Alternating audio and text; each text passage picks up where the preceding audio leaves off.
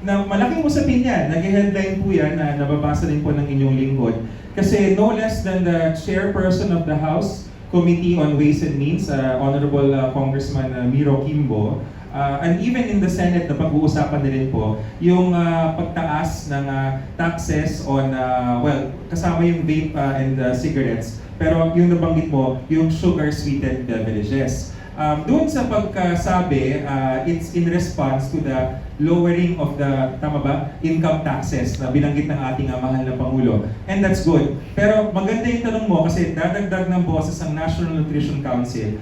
There is scientific evidence na kapag ang buwis sa mga unhealthy food ay tumaas, ang behavior ng ating mga kababayan ay nagbabago. Sa mga tweet, halimbawa, kung ikaw ay bata, hindi ka pa nakatikim ng matamis na soft drink, pag nakita mo yung presyo ng isang bote ng soft drink ay kakainin yung baon mo na pera, mapapaisip ka baka may iba ka pang gustong bilhin. So the hope is you will choose water, which is still the best, or fruit juices. Huwag yung concentrate yung usually or whole fruits, sabi nga nila. Kumain ka nila ng prutas kung gusto mo ng fruit juice, whole fruits.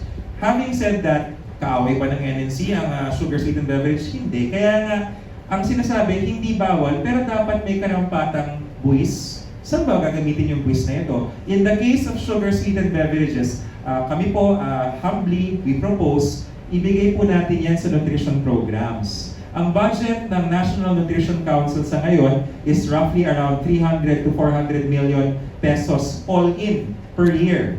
Okay. Kamakailan lang po, nagkaroon ng hearing sa Senate, pinanukala na sana maging National Nutrition Commission ang ating NNC para mas magkaroon ng mandate, mas magkaroon ng kumbaga administrative supervision over all agencies. And kung mamarapatin kahit a small portion dahil malaki po ang sugar-sweetened beverage tax, makakatulong po yun para yung ating mga healthy foods, yung mga bukid natin, yung mga gulay at prutas, yan yung pababain natin yung presyo. I don't know how, at ibang kapihan yan kasi mahabang usapan yan, pero magbigay na ako ng sound bites.